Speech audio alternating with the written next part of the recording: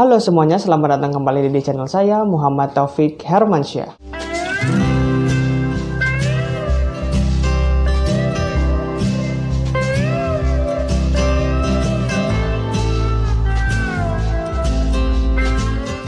Berbicara mengenai karakter seseorang, kita semua pasti mendengar yang istilahnya disebut dengan orang tertutup, orang terbuka, ataupun orang berada di tengah-tengah antara terbuka dan tertutup.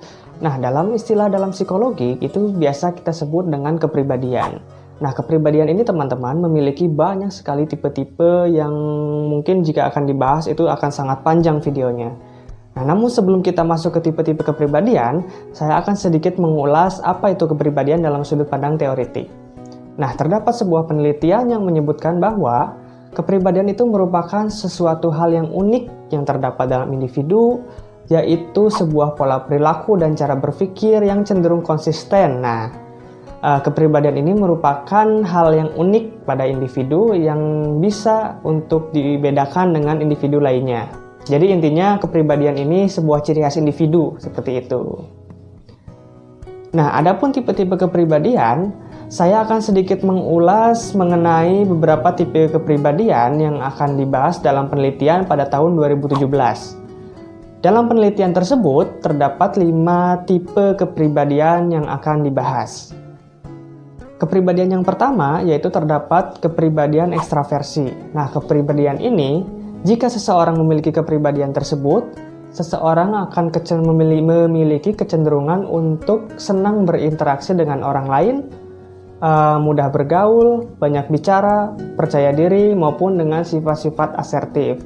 Nah, jadi intinya, jika individu itu memiliki kecenderungan kepribadian ekstraversi, maka individu tersebut lebih suka berada di luar rumah ataupun lebih nyaman ketika banyak interaksi dengan orang lain. Karena ketika individu tersebut banyak interaksi dengan orang lain, maka hal tersebut akan menjadi sumber energi semangat bagi dia, seperti itu.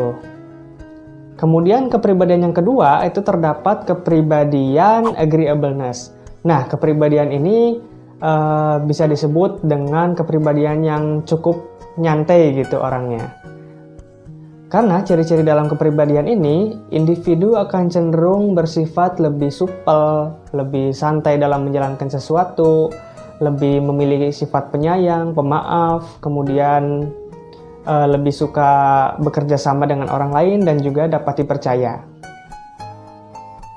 Kepribadian yang ketiga itu terdapat kepribadian conscientiousness. Nah, kepribadian ini itu terkenal dengan sifat individu yang cenderung disiplin. Nah, cenderung disiplin ini kita bisa melihat dari sifat dia atau seseorang tersebut lebih teratur dalam menjalankan sesuatu, tepat waktu, bertanggung jawab, dan juga jika melaksanakan sesuatu, dia akan melaksanakannya sampai tuntas. Kemudian kepribadian yang keempat yaitu terdapat kepribadian negative emotionality. Nah, kepribadian ini individu akan cenderung memiliki sifat yang sedikit pencemas. Nah, jadi ketika individu tersebut dihadapkan pada situasi ataupun masalah, individu tersebut akan merasa sering gugup maupun sering khawatir dan juga memiliki emosi-emosi yang kurang stabil seperti itu.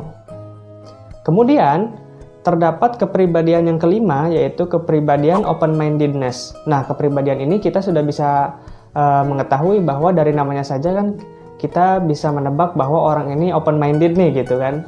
Nah, jadi ketika individu itu memiliki kepribadian ini, individu akan cenderung memiliki sifat yang semangat untuk mencari wawasan baru, kemudian senang untuk berdiskusi untuk mendapatkan ilmu-ilmu baru, terbuka terhadap pengalaman baru.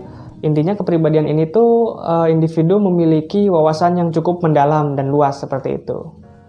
Nah, apakah setiap orang itu hanya akan bisa memiliki satu kepribadian? Mayoritas akademisi mengatakan bahwa setidaknya individu memiliki kecenderungan kepribadian setidaknya 2 dari semua banyak tipe kepribadian yang ada. Nah, apakah kepribadian itu akan terbentuk begitu saja? Terdapat sebuah penelitian yang menyatakan bahwa kepribadian itu akan terbentuk dalam beberapa faktor yang mempengaruhinya, yaitu ada 3. Yaitu yang pertama, terdapat faktor dari genetik. Individu akan memiliki kepribadian berdasarkan genetik, yaitu sifat bawaan dasar yang diwariskan dari orang tuanya. Kemudian terdapat faktor yang kedua, yaitu faktor keluarga. Nah, faktor keluarga ini merupakan pola asuh dari orang tua. Karena sebagaimana yang kita tahu, orang tua itu akan menjadi role model bagi anak, atau bisa kita katakan dalam bahasa sederhananya adalah sebagai contoh bagaimana anak itu akan meniru sifat-sifat orang tuanya, sehingga sifat-sifat yang akan terus ditiru berkelanjutan akan menjadikan sebuah kepribadian bagi anak tersebut. Kemudian faktor-faktor terakhir yaitu terdapat dari faktor lingkungan. Nah, faktor lingkungan ini terdapat dari lingkungan terdekat. Jadi dimulai yang dari terdekat itu kita bisa melihat dari lingkungan-lingkungan tetangganya bagaimana, kemudian lingkungan teman sebaya, kemudian yang terakhir adalah lingkungan sekolah yang cukup mempengaruhi pembentukan kepribadian bagi seseorang.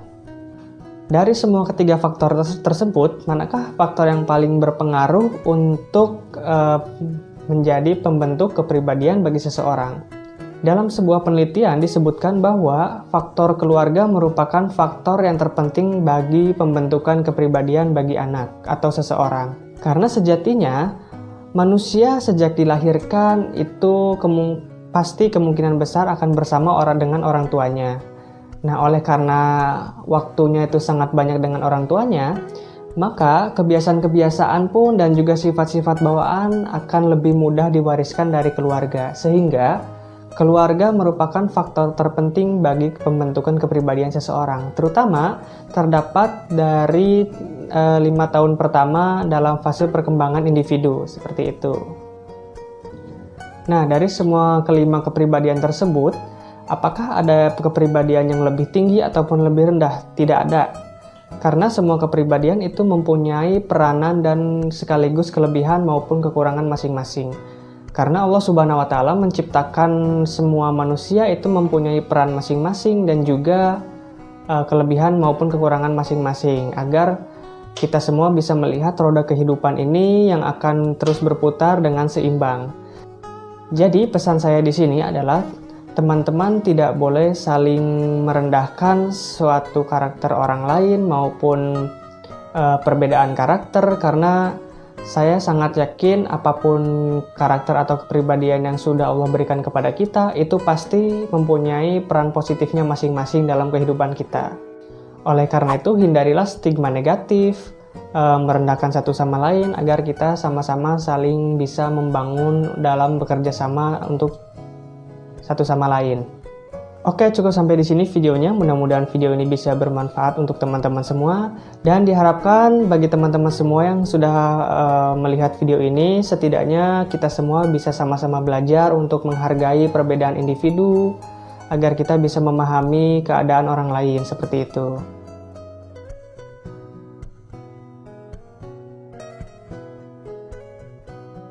Silahkan teman-teman share ke media sosial lainnya agar semakin banyak orang yang tahu untuk mengenal beberapa tipe-tipe kepribadian dan juga manfaat untuk mengetahui beberapa karakter kepribadian agar kita semua mampu dan bisa untuk menghargai perbedaan karakter pada setiap individu.